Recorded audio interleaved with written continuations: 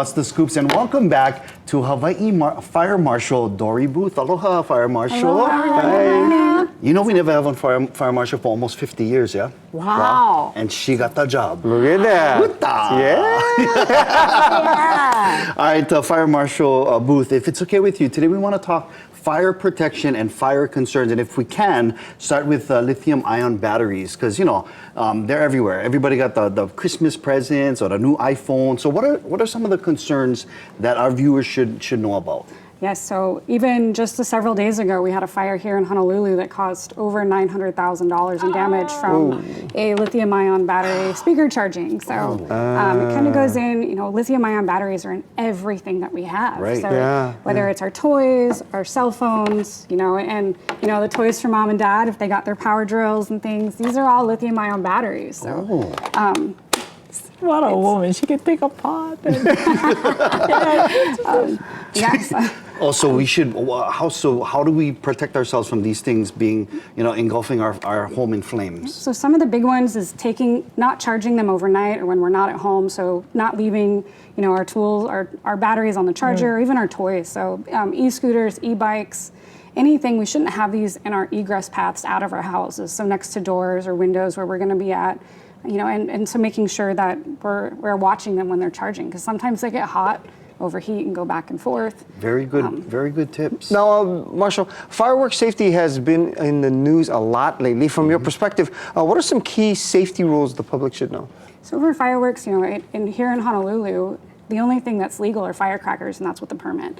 So the consumer fireworks on some of the other islands that are permissible aren't even allowed on Oahu. But the big ones here, you know, we really want you to just go to the public shows, you know, leaving the fireworks to the professionals. But if you are going to do it at home, having buckets of water to be able to put those fireworks in, to cool them down before you put them into your trash cans, keeping kids, pets, everybody away as far as you can, a minimum 50 feet, you know, keeping that away from your houses. And then also sticking with the legal stuff. Yeah, of course, 100%. And you know, we've been blessed with some much needed, but are really in the clear when it comes to wilderness, The wildfire risk, because we've been getting a lot of rain, lately. Yes, yes. So are we in the clear? Are we good? Not really, you know, and I think that's the big thing is we're never really going to be in the clear. There's always going to be areas that are dry, and the amount of rain that we've had was so quick, so fast. Our vegetation has to absorb that water to get the moisture content built back up. So we still see a lot of areas that are really dry and very capable. So, you know, especially with fireworks, is keeping it away from those tall grasses and any dead debris.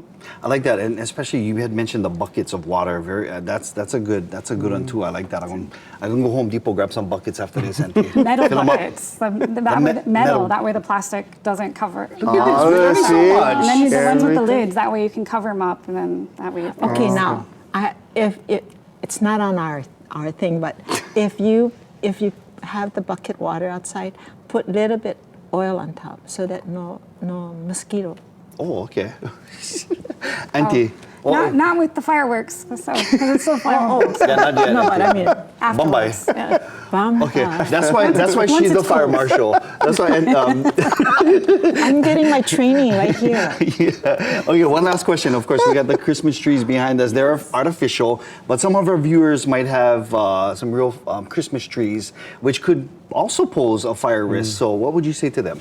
Yep. So we see a lot of fires nationwide that between December and January with Christmas tree fires, because now they're starting to die the spikies, the needles. They're drying out, they're falling off, you know, and we still have our lights and everything on there, so those really can catch fire.